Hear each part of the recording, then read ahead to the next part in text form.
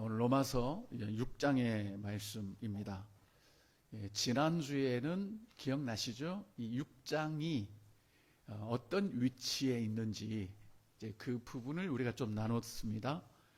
사실 성경은 이렇게 장별로 나누어져 있지 않습니다. 그냥 쭉이에요, 쭉 그냥.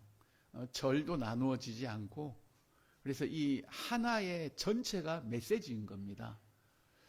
예를 들면 누군가 우리에게 편지를 보냈다. 편지 2장을 보냈는데 우리가 편지 2장이야 전체 내용을 이렇게 파악하는데 어렵지 않겠지요.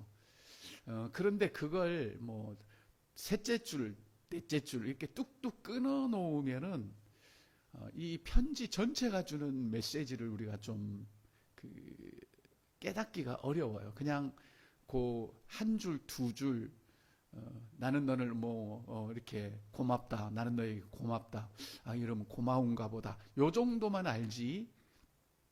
그 고맙다고 말하는 그게 전체 이미지에서, 전체 메시지에서 어떤 이렇게 역할을 하는지 그건 우리가 잘 모른다는 거죠. 그래서 성경도 마찬가지입니다. 너무 우리가 장절에 신경을 쓰다 보면 전체 메시지가 주는 이 엄청난 큰 메시지를 우리가 놓칠 수가 있어요. 그래서 장절은 필요하지만 여기에 우리가 머물지 않고 전체가 주는 그런 메시지를 자꾸 들으려고 해야 됩니다. 그래서 지난주에는 이 로마서 6장의 말씀을 보니까 우리가 6장만 뚝 떼놓고 보면 우리에게 막 요구하는 것 같죠. 종로로 타지 말라고, 더 이상 죄의 그런 노예가 되지 말라고 그러는 것 같은데 전체 메시지 속에서 보면 달라요. 또. 그래서 전체 메시지 속에서 볼 때는 우리에 대해서 이제는 더 이상 종의 멍에를 매지 말고 이런 삶의 요구가 아니라 우리 신분에 대한 확인이다 라는 것을 지난주에 말씀을 드렸습니다. 그래서 양반 이야기도 했죠. 네, 양반 이야기도 하고 내 신분을 내가 어떻게 인지하느냐에 따라서 그 삶이 달라진다는 이야기입니다. 내가 정말 하나님의 백성이라고 하는 이 강력한 신분 의식이 있다면 우리 다르죠, 사는 게. 그래서 성경은 우리의 신분이 지금 뭐냐, 우리가 지금 어떤 상태에 놓여 있느냐, 이걸 굉장히 중요시하게 여긴다는 사실입니다. 그래서 6장은 우리에게 어떤 죄 문제에 대해서 특별하게 요구하는 것이 아니라 죄의 신분이었던 우리가 이제는 어떤 신분을 가지게 되었느냐, 요거를 6장에서 말씀하고 계십니다. 그래야 이제 앞으로 쭉쭉 나아갈 것이기 때문에 중요한 그런 6장의 말씀입니다. 자, 그러면 한번 우리가 거슬러 올라가 보죠. 로마서 여러분 전반기에 몇 독 하셨습니까? 15독 하셨죠. 야, 서당계 3년이면 풍우를 얻는다는데 적어도 15독을 했으면 로마서 전체가 이제 눈 감으면 싹 지나가죠. 안 지나갑니까? 통닭만 지나갑니까? 네, 로마서가 샥 지나가죠, 이제. 그렇지. 그래서 성경을 우리가 문자적으로 막 기억하려고 그러면 안 돼. 그림을 그려야, 들으면서 그림을 그려야 되는 겁니다. 1장에 이런 내용이 있었고, 로마서 2장 해놓고 주주주주, 또 로마서 3장 주주주주 이렇게 할 때 그걸 그림으로 그려야 된다는 이야기입니다. 그래야 이제 전체 로마서가 들어오는데, 그거 없이 로마서를 들을 때는 그렇지 했는데 나중에 로마서 한번 확 떠올려 보면 생각 안 나요. 또 그만큼 우리가 전체 그 구조에 이제 좀 약하기 때문에 이제 그렇습니다. 그래서 처음에 몇 번 통독할 때는 그렇지 1장에 2장 3장 요 정도만 넘어가도 전체 그림은 그려질 수가 있습니다. 그래서 한번 좀 이렇게 핵심만 잡아서 가봐요. 로마서 1장에 무슨 이야기입니까? 아들에 관한 복음은 우리를 구원하는 하나님의 능력이다라는 거죠. 능력이다. 그래서 2장 가면 무슨 이야기예요? 왜 이 복음이 필요하냐면 모든 사람이 죄 아래 있고 의인은 없나니 하나도 없다. 율법을 가진 자도 율법을 갖지 못한 자도 다 하나님의 진노 아래 있다라는 겁니다. 그런데 율법으로는 안 되더라. 그러면서 3장에 넘어가면서 그래서 하나님이 율법 이거는 안 되니까 그거 말고 다른 구원의 길을 열어주셨는데 그게 예수 그리스도를 통한 은혜다. 이제는 은혜로 온 것이다. 그래서 이 예수 그리스도의 은혜가 우리에게 한 일은 뭐예요? 우리의 죄의 문제를 해결해 준 거다. 자, 그래서 4장으로 넘어가죠. 4장이 무슨 이야기입니까? 복 있는 자, 허물의 사함을 받고 죄 없다고 인정을 받은 사람은 진짜 복이 있다. 이거 이야기를 하잖아요, 4장에. 그리고 5장에는 그게 어떻게 이루어졌느냐, 그게. 우리가 아직 죄인 되었을 때 하나님이 우리를 사랑하심으로, 그죠? 그 사랑을 우리에게 확증하여 주셨다라는 겁니다. 자, 그런 하나님의 사랑을 받은 우리의 그러면 신분은 뭐냐? 이제 6장. 그렇죠? 6장. 그 다음에 7장에 가면 뭐 나오겠어요? 이제 그림 그려지죠? 이런 신분을 가진 우리가 그러면 어떻게 이제 사느냐, 사라지느냐. 그런데 확 안 사라지더라.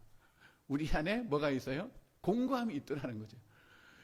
생각 같은 하루에 기도 막 10시간 하고 싶고 성경도 하루 종일 보고 싶은데 내 안에 또 내가 원하는 것들이 불쑥불쑥 나오더라는 이야기입니다. 나도 하나님처럼 살고 싶은데 아니다. 내 안에 또 다른 내가 막 나오더라. 그게 7장이잖아요. 그 다음 8장으로 가면 무슨 이야기가 나오죠? 걱정하지 마라 그래도. 그럴지라도 하나님은 모든 것을 합력하여 선을 이루시고 높음과 영광과 이 모든 것들이 우리에게 온다라는 겁니다. 그리고 9장과 뭐예요? 이 일이 결국은 유대인들까지, 유대인들이 돌아오는 데까지 이런 일들이 퍼져나갈 것이고, 그렇죠? 그러면 이제 10장 가면 뭐예요?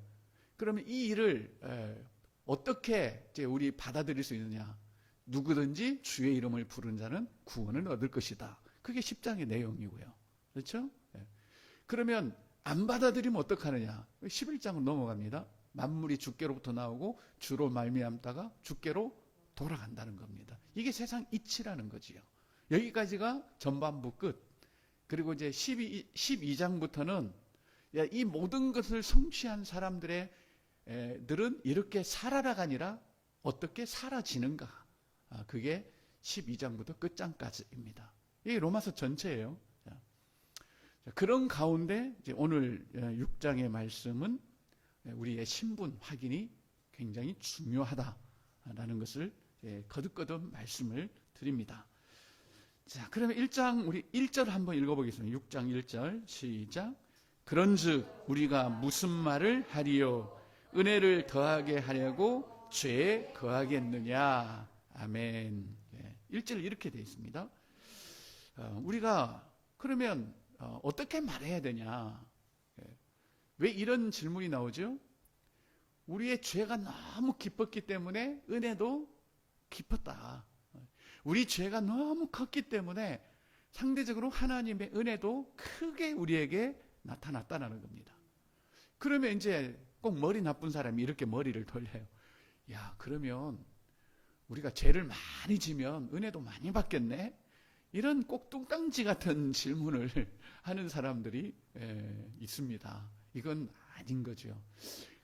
우리 일상에서도 이런 우화가 있는데 순간 이제 그 생각이 잘 안 나요, 제가.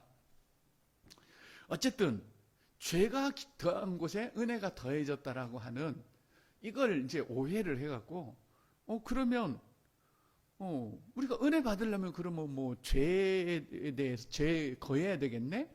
뭐 죄 지으면 그러면 은혜가 더 크게 나타나겠네?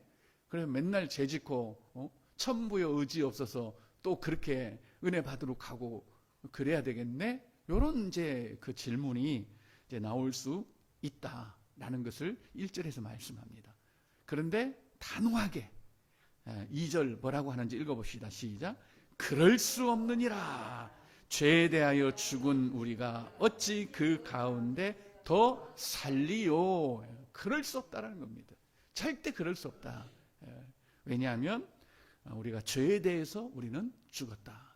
이게 우리 첫째 신분이죠. 우리는 죄에 대해서 죽은 자들이다.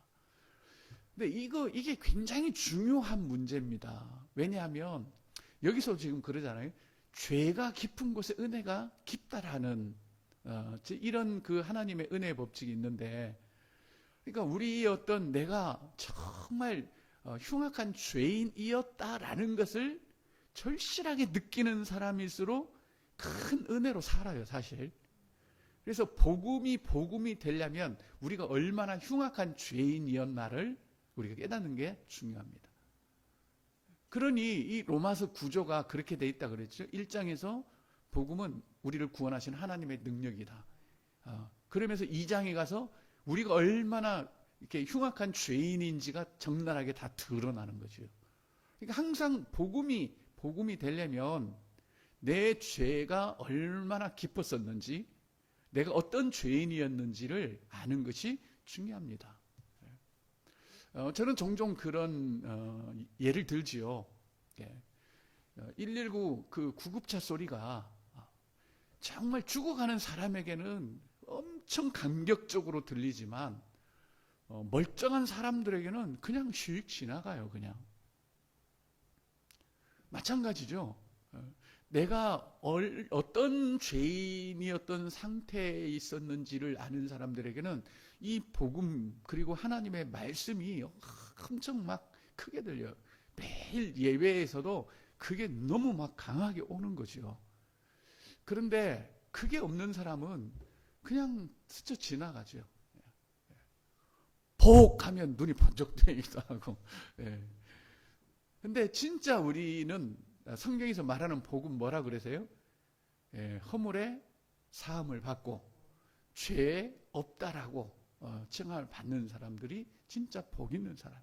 그게 가장 복 있는 사람. 그래서 우리는 죄에 대해 이제는 죽었다. 이전에는 죄에 대해서 펄펄 살아 있었는데 이제는 죄에 대해서 죽었다라는 거죠.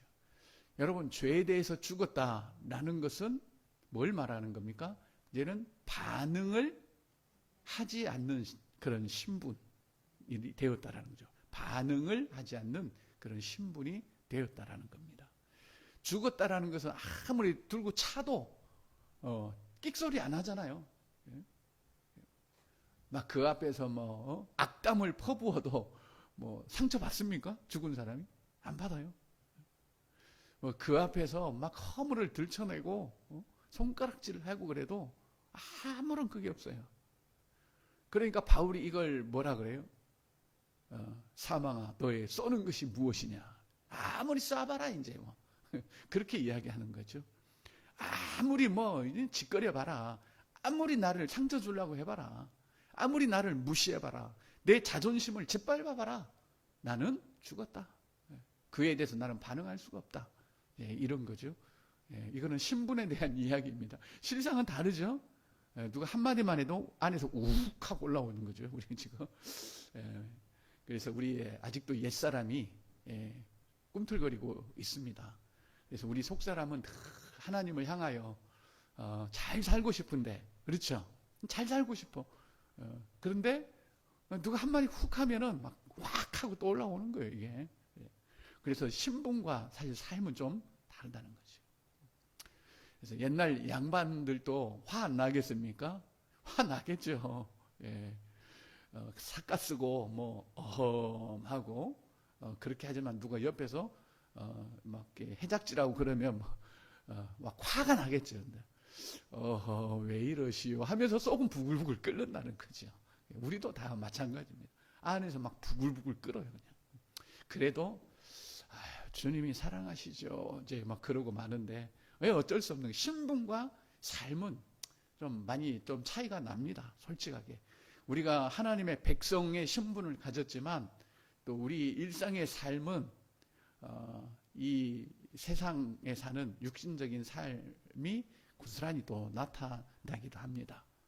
그건 어쩔 수 없는 거죠. 우리가 완벽하게 뭐 이렇게 예수님처럼 하나님 완전하신 하나님인 동시에 완전한 사람이면 몰라도 우리는 아직 영과 혼과 몸이 아직 완벽한 구원에 이르지 못하였잖아요.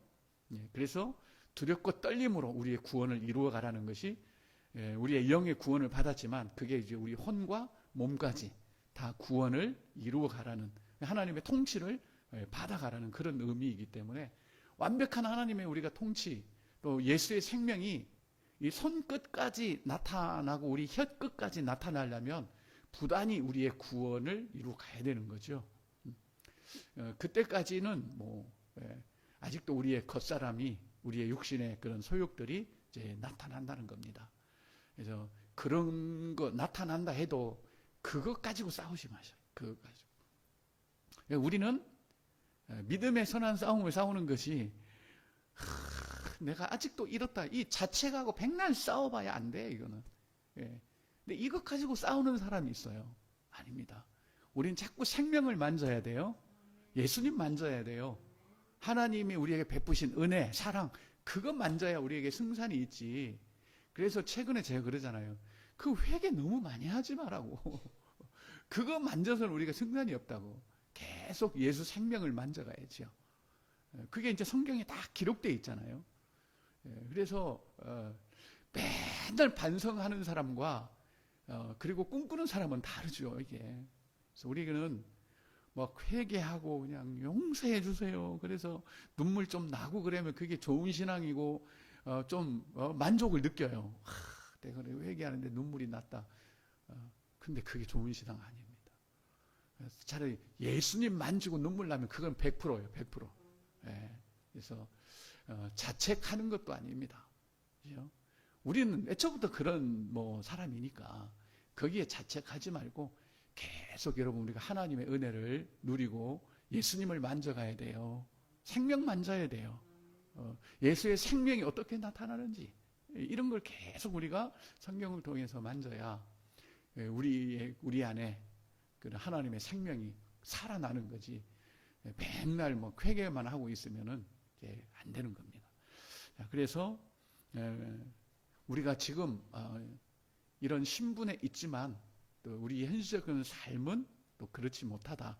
그럼에도 불구하고 우리는 왜 안 되나 자신을 자책하고 안 되는 사람들을 막 우리가 정죄하고 판단하는 것이 아니라 나 역시도 예수의 생명을 만지고 또 다른 사람들도 계속 예수 생명을 만질 수 있도록 이렇게 도와줘야 되는 거예요. 그게 우리의 권리라고 말씀을 드렸습니다. 그렇죠? 바울이 썼던 바로 그 권리입니다. 우리 교회도 지금 8년째 아닙니까? 근데 계속 우리가 잘 삽시다. 여러분 사랑하세요. 용서하세요. 또 헌신하세요. 막 이쪽으로 갔다면 우리 전부 다 지금 이산가족 됐을 거예요. 그런데 계속 우리는 예수를 만졌잖아요. 또 예수의 생명을 우리는 나눴잖아요. 그래서 지금 여기까지 또 온 거일 수도 있습니다. 그래서 앞으로도 우리가 할 일은 뭐예요? 다 이 성경이 나에 대해서 증언한다 그러는데 우리가 성경 펴놓고 딴 이야기 하면 안 되잖아요. 우리가 성경을 펴놓고 역사 공부를 하는 것도 아니고 다른 윤리 도덕 공부를 하는 것도 아니고 성경이 예수에 대해서 증언한다고 하니까 우리는 성경을 가지고 계속 예수를 풀어내는 거죠. 어떤 사람은 그러죠. 와, 저분 성경 잘 푼다. 그거 백날 성경 잘 풀어가고 뭐 하려고요? 여러분 예수께서 엠마오로 가는 두 제자에게 성경을 풀어주셨는데 어떻게 풀으셨어요? 이 성경에 기록된 모든 것이 나에 대한 거다. 그러니까 그들 가슴이 막 뜨거워져 버렸잖아요. 성경을 통해서 예수 그리스도가 증거될 때 우리 심령이 뜨거워집니다. 왜 그럴까요? 그게 성령의 역사인 거예요. 성령님은 가장 좋아하는 게 뭐예요? 예수님 이야기입니다. 성령이 계시는 건 예수님 증거하고 예수님 때문에 우리가 구원받고 예수님 때문에 기뻐하는 그 일을 협력하고 돕고자 계시는 거 아니겠어요? 그러니까 제자들의 마음이 막 뜨거워져 버린 거죠. 그래서 여러분 막 성령 받으려고 막 어디 막 이렇게 돌아다닐 필요 없습니다. 진짜 성경을 통해서 예수가 풀어지면 우리 마음이 뜨거워집니다. 그게 진짜인 거예요. 그래서 이 성경을 우리는 통해서 계속 예수를 만지고 또 예수를 만나고 그 예수의 생명과 우리는 접근해야 되는 거죠. 그런 실험도 많이 하지 않습니까? 살아있는 것을 막 그 죽어있는 곳에, 다 죽어있는 곳에 던져놓으면 그 살아있는 것도 죽어가지만 죽어가는 것도 생명이 풍성한 곳에 던져놓으면 더불어 산다고. 그런 경우도 많이 있잖아요. 그래서 우리도 마찬가지입니다. 이 죽을 몸 살리는 것은 다른 게 아니에요. 예수의 생명을 자꾸 만지는 겁니다. 그래야 우리 죽을 몸이 살아나지요. 그래서 말씀은 우리로 하여금 생명을 만지게 해서 점점 우리가 신분으로 이제 살아갈 수 있도록 하기 위한 그런 아주 그 하나밖에 없는 방법입니다. 그래서 오늘 말하는 것도 우리가 죄에 대해서 우리가 죽었다라는 겁니다. 근데 이것만 우리가 말하는 거 아니에요. 그럼 우리가 어떻게 죄에 대해서 죽을 수 있느냐 하는 거 아니겠어요? 여러분, 어떻게 우리가 죄에 대해서 죽을 수 있어요? 없어요, 우리는. 왜냐하면 우리는 죄의 종이잖아요.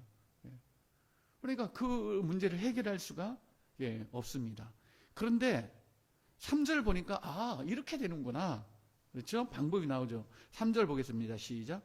무릇 그리스도 예수와 합하여 세례를 받은 우리는 그의 죽으심과 합하여 세례를 받은 줄을 알지 못하느냐. 아멘. 여기 세례라는 이야기가 나옵니다. 그렇죠? 세례.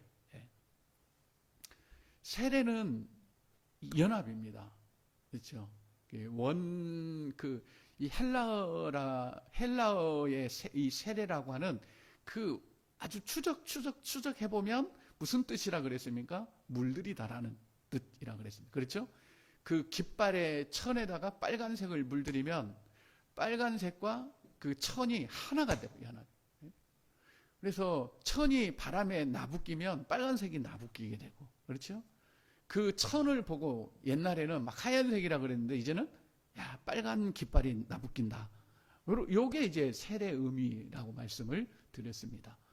그러니까 우리가 세례를 받는 순간에 예수 그리스도 우리가 딱 연합이 되어버린 거예요. 하나가 되어버린 거예요. 보세요. 예수께서 세례를 받으셨죠. 요한에게 세례를 받으러 나오셨습니다.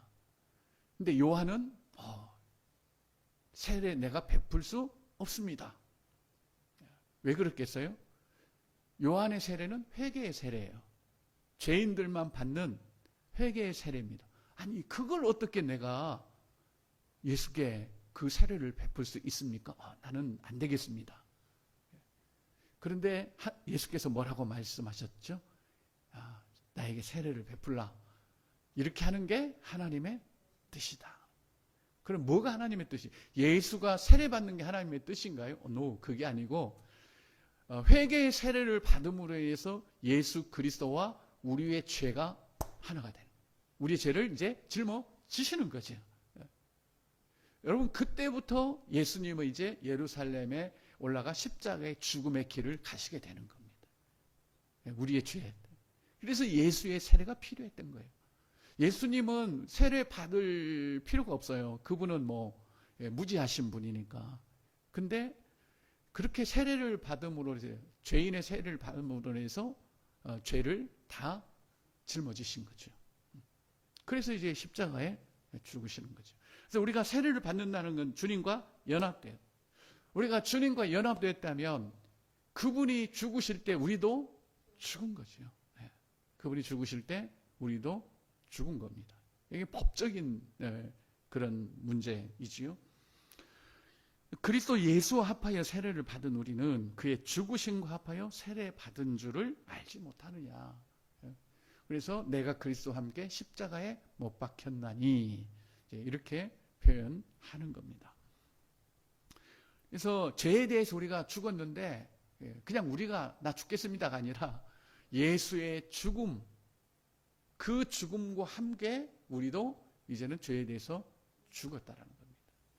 그러면 왜 죄에 대해서 죽었다라는 표현을 쓰죠? 왜 그렇죠? 죄의 삭은 사망이기 때문에. 죄는 죽음으로만 갚아야 돼요. 죽음으로만 갚아. 막 금덩어리 10개 이 정도 뭐 갚아야 된다면 예수님께서 이 세상에 안 오셨겠죠? 금 나와라 뚝딱 해갖고 금 만들어서 다 갚아버리셨겠죠? 다른 걸로 갚아야 됐다면 뭐 다른 걸로 다 하셨을 거예요. 그런데 죽음으로만 갚아야 되게. 인간의 죄의 값을 갚기 위해서는 죽음으로만 갚아야 되는데 그것도 뭐 개 한 마리 잡아놓고 이거 내가 죽은 겁니다. 이럴 수가 없는 거죠. 반드시 사람이 죽어야 되는 거죠. 그래서 하나님이 사람이 되셔서 오셔서 우리의 죄와 연합되시고 우리의 죄 때문에 죽으심으로 인해서 우리의 죄값을 다 몽땅 갚아버렸습니다. 할 말이 없는 거예요. 이제 제가 더 이상 우리를 이제 이래라 저래라 할 수가 없는 겁니다. 자, 그렇게 했다는 것을 강력하게 여기서 말씀하고 있습니다. 세례를 받은 줄을 알아라가 아니라 알지 못하느냐. 막 답답한 거죠. 이렇게 하나님이 모든 것을 이제 이루셨다라는 겁니다. 자, 그 다음에 4절 시작. 그러므로 우리가 그의 죽으심과 합하여 세례를 받음으로 그와 함께 장사되었나니 이는 아버지의 영광으로 말미암아 그리스도를 죽은 자 가운데서 살리심과 같이 우리로 또한 새 생명 가운데 행하게 하려 함이라. 아멘. 우리 두 번째 신분이 나오죠. 그렇죠? 뭐죠? 새 생명 가운데 행하는 그런 자들이란 말입니다. 그렇죠? 예. 자, 그러면 보세요. 죄에 대해서는 우리가 죽었고 또 새로운 생명 가운데 이제는 살아가는 자들. 이게 우리의 신분. 그러면 우리가 어디에 집중해야 되겠어요? 죄 문제에 집중해야 되겠어요? 생명에 집중해야 되겠어요? 생명에 집중해야 돼요. 왜? 죄에 대해서 우리가 죽었고 그 다음에 새 생명 가운데 우리가 살아가도록 하나님께서 이끌어 가신, 그게 우리의 신분이라면 우리는 사단이 그 막 죄라는 거 하나 툭 던져놓고 아유 네가 이래도 그리스도이냐 이래도 눈 하나 까딱하면 안 돼요, 여러분. 아시겠죠? 생명 이렇게 생명 그래야 돼요. 왜냐면 눈 하나 까딱했다가 이단에 넘어간 사람들이 많아요. 구원받았냐? 받았다. 근데 왜 죄짓냐? 그러네. 그리고 따라갔어요, 사람들이. 근데 우리는 눈 하나 까딱하면 안 돼요. 우리는 죄에 대해서 죽었어요, 다. 관계 없어요, 다. 대신에 우리는 새로운 생명 가운데 이제 살아가는 그런 자들이다. 이게 너무 중요한 겁니다. 요 신분을 우리가 확실히 놓쳐버리면 죄 회개 어제 이렇게 밥 먹는데 누구보다 더 많이 먹은 것까지 다 회개하고 왜 이렇게 살아요? 우리는 생명 만지면 살아야죠. 그래야 우리에게 소망이 있지요. 그래서 우리가 신앙생활을 어디에 초점을 맞추고 가야 되는지, 이 죄 만지고 사는 사람들은 다 지적하고 다니. 이렇게 저 사람이 어떻게 생명을 얻을 수 있을까? 지난주 말 바울처럼 그 한 생명을 얻기 위해서 약한 자도 되고 율법 없는 자도 되고 그렇게 그쪽으로 우리가 가야 되는 거예요. 그래서 이 죄에 대해서 이런 부분들에서는 자꾸 우리가 신경 쓰면 이 사단이 이게 더 신이 나갖고 막 더 그래요. 그러니까 눈 하나 까딱하지 않고 우리는 오직 생명. 여러분, 우리가 막 죄를 깊이 회개하면 우리 안에 예수의 생명이 풍성해진다. 맞아요? 틀려요? 아니잖아요. 근데 꼭 그렇게 가르치는 사람들이 있어요. 아니에요. 생명이 풍성해지려면 예수님을 우리가 접하고 예수님을 만나야지. 그분밖에 없는데 자꾸 다른 걸로 인해서 이 성경에 없는 이야기들이 자꾸 이렇게 진리처럼 세워지면 이 참 우리 신앙은 점점 힘을 잃어갑니다. 나약해져 갑니다. 그래서 치밀하게 로마서 이 전체를 하나의 메시지로 쫙 지금 하는 거예요. 그래야 이 큰 하나님의 메시지 안에 우리가 있어야 안전하거든요. 그런 의미에서 이 6장이라는 게 있다라는 것을 아시고 이 로마서 전체를 여러분들 스스로가 한번 그림을 그리라면 무리일까요? 아니죠. 15독씩이나 했는데 뭐 이제 까이거 뭐 안 그려지면 한 번 더 하세요. 뭐 통독 전반기 끝났다고 뭐 땡 치우지 마시고. 그래요. 예. 어쨌든 이렇게 그림을 그려서 그래서 우리가 올 한 해는 이 로마서라도 전체 딱 그림을 가지고 그렇게 간다면 좀 그만큼 든든하겠지요. 그래서 하나님이 주신 이 아주 고귀한 그런 신분을 가지고 당당하게 좀 우리가 살 수 있는 그런 은혜가 있기를 예수님의 이름으로 간절히 기도합니다. 우리 함께 좀 기도하겠습니다.